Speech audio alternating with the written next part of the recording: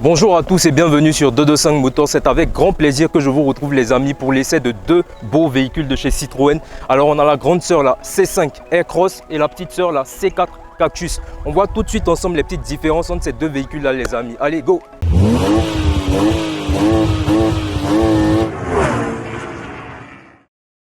Alors me voici entre ces deux beaux véhicules de chez Citroën. Alors l'un se revendique plus comme un SUV. Ici on va dire qu'on a plus une berline bicorps. Alors ça se voit déjà au niveau de la garde au sol et tout ça, il y a une qui est un peu plus basse. Une fois qu'on met ces deux véhicules côte à côte, on se rend compte tout de suite que le C5 Aircross est vraiment un peu plus imposant. Voilà, ça se remarque tout de suite comparé au C4 qui a un capot bombé. Là, on a un capot bombé au centre mais creusé sur les côtés, donc il lui donne un aspect un peu plus musclé. On a une calandre qui est un peu plus volumineuse. Avec le C4, on va dire que la calandre est un peu moins présente, voire même inexistante. C'est vraiment tout petit, c'est un peu plus doux. Alors, globalement, ce sont des voitures qui ont beaucoup de belles lignes, très fluides. Ce sont des voitures qui sont assez enrobées, des choses assez arrondies sur les véhicules. Ce n'est pas des choses vraiment agressives. Mais au niveau des optiques double étagées comme ça, c'est là que le regard se fronce un peu. On a les feux de jour étirés comme ça en haut et les feux en bas.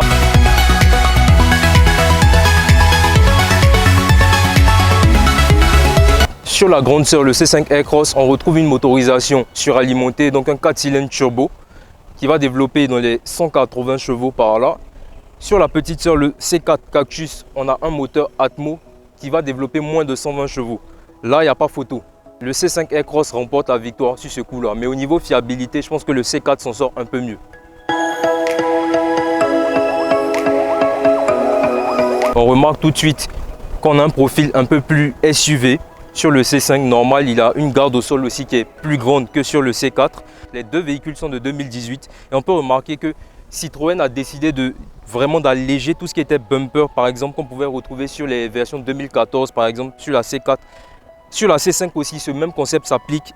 Ils ont essayé d'être un peu plus sobres au niveau des passages de roues et même sur le bas des portières. Ça saute moins aux yeux maintenant. Alors la grande différence qu'on peut remarquer entre ces deux véhicules-là, c'est que déjà, l'encerclage des fenêtres comme ça sur le C5 est entièrement chromé, contrairement au C4. Donc bon, on va dire que le C5 est quand même un peu cossu. On a les 17 pouces sur les deux véhicules. Les jantes, je préfère les jantes du C4. Dites-moi ce que vous en pensez. Les jantes du C5 ne sont pas si mal que ça, mais j'ai un penchant pour les jantes quand même du C4. Au niveau du freinage aussi, plus de puissance sur le C5, donc on a forcément un freinage plus efficace. Des disques de frein ventilés à l'avant et des disques normaux à l'arrière, tandis qu'on retrouve des disques ventilés à l'avant du C4, mais seulement des tambours à l'arrière. C'est un peu moyen pour un C4 quand même, mais voilà, pour une voiture qui est aussi légère et qui n'a pas tant de puissance que ça va. Elle reste maniable, elle a un bon freinage, donc on verra ça tout de suite dans l'essai routier. À l'arrière du C4, on a des feux 3D comme ça, d'ailleurs, comme chez sa grande sœur, la C5 Aircross. Ce que je n'aime pas trop sur les deux véhicules, c'est le fait qu'on ait des bumpers, des caoutchoucs trop visibles. Vous voyez en bas au niveau des pare-chocs et tout. Mais sinon, globalement, j'aime bien les deux arrières de ces véhicules-là, avec les béquets, les barres de toit comme ça qui apparaissent. Alors sur le C5, il y a quelque chose de bien, c'est qu'ils ont été cohérents par rapport à l'avant. On a des feux doublement étagés à l'avant. Au niveau des feux arrière du C5, c'est la même chose, c'est pareil. On a des feux aussi doublement étagés avec cet effet 3D comme ça. Ça rend bien, c'est vraiment très beau. Alors dites-moi ce que vous en pensez. J'ai un petit penchant quand même pour l'arrière du C5 Aircross les amis.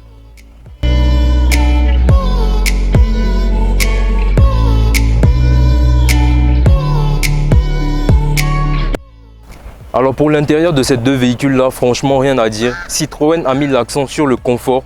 D'ailleurs, on retrouve des sièges matelassés à l'intérieur, mais je préfère un peu le design qu'on va retrouver sur les sièges du C5. Voilà, je les trouve très beaux avec ces petits designs, les petites surpiqûres à l'intérieur, tout ça. Comparé peut-être à l'intérieur du C4 Cactus qui est un peu trop sobre, un peu trop, je vais dire, basique. À l'intérieur, à l'arrière, on est bien installé sur les deux véhicules, mais je me sens quand même un peu mieux installé à l'arrière du C4. Voilà, je ne sais pas pourquoi, c'est mon impression.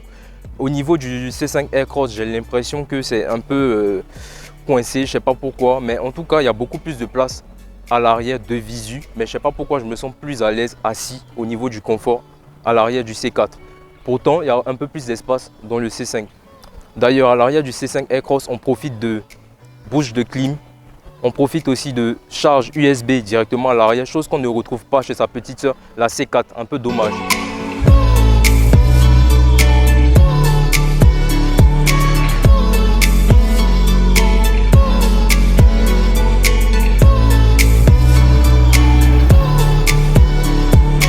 Nous voici à bord du C4 Cactus.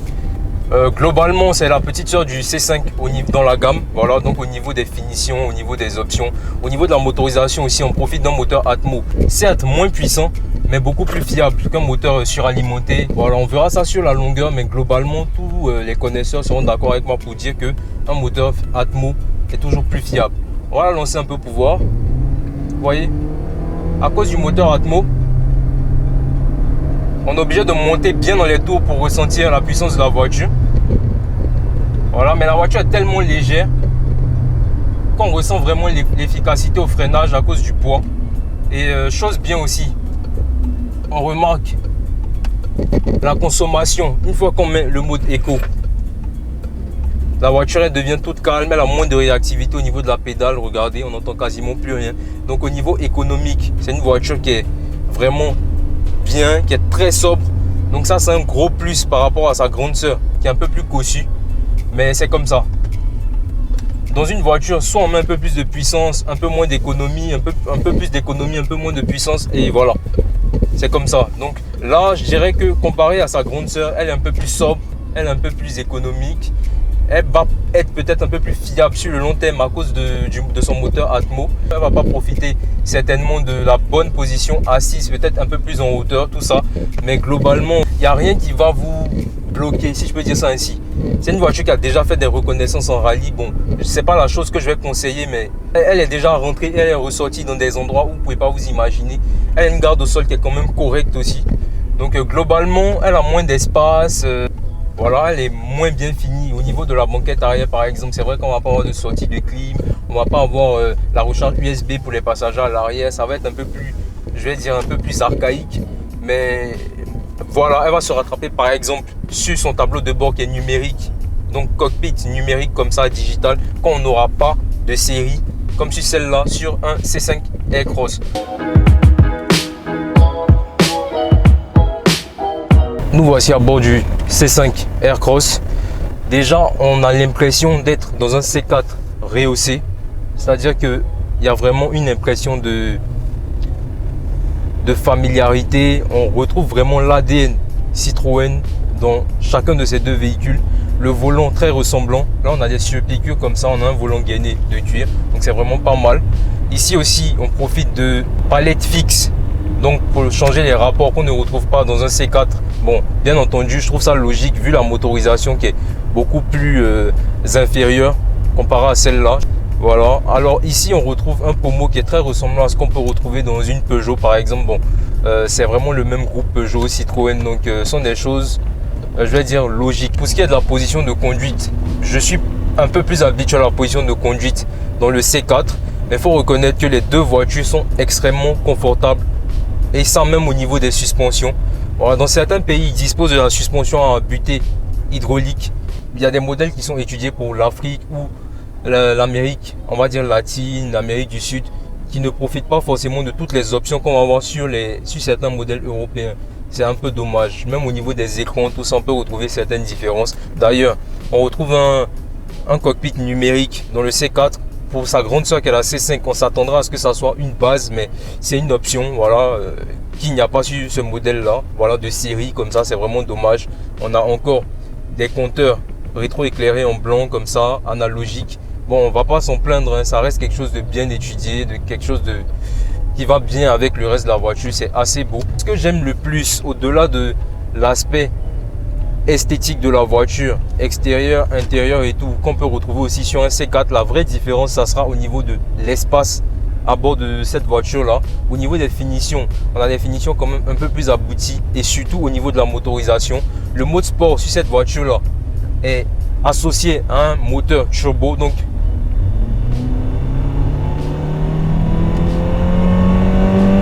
vous voyez, la différence au niveau de l'accélération va se faire après les 2000 tours minutes. On a une voiture qui est catapultée. Ça reste un petit 4 cylindres, un tout petit 4 cylindres avec un turbo. Mais par exemple, pour monter sur une une petite pente comme ça. Vous voyez, passer les 2000-3000 tours minutes, ce petit turbo là, il aide bien. Voilà. On ne sent pas vraiment le temps de latence à cause de la taille du turbo. C'est un petit turbo. Donc, on va pas vraiment sentir un temps mort et un boom qui va vous catapulter. Mais bon, voilà. Sinon, globalement, confort, souplesse du volant, à l'arrière, bien installé, à l'avant aussi, confort. Elle confirme sa position d'aîné au niveau de la gamme. C'est-à-dire que celle-là, elle est un peu au-dessus, elle est un cran au-dessus du C4. Donc aujourd'hui, on a essayé de comparer ces deux modèles-là et je me suis pas trop attardé sur le C4 parce que j'ai déjà fait 1 à 2 vidéos qui sont déjà sur la chaîne, donc n'hésitez pas à aller les revoir. À l'issue de ce comparatif, les amis, on peut remarquer que le C5 Aircross est un peu au-dessus dans la gamme. Ça, c'est une évidence. Mais ce qu'on remarque surtout, c'est qu'il dispose d'un turbo qui lui donne un meilleur agrément moteur. Il a une garde au sol qui est un peu mieux que le C4, mais vraiment à des millimètres près. Franchement, elle se vale à ce niveau-là. Donc ça dépend de ce que vous aimez. Soit un peu plus de fiabilité, donc pratique, avec un petit Atmo comme ça que vous pourrez utiliser au quotidien. Soit une voiture que vous pourrez prendre pour aller un peu plus loin, comme un C5 par exemple Aircross. Alors c'est à vous de décider, c'est à vous de voir. Moi je pourrais les mettre sur le même pied d'égalité, mais peut-être le C5 naturellement un peu mieux fini, un peu plus puissant. C'est normal, c'est la gamme qui veut ça. Allez, je vous dis à très bientôt les amis pour une nouvelle vidéo. Dites-moi si vous avez apprécié ce format pour qu'on puisse en faire d'autres. À très bientôt et ciao.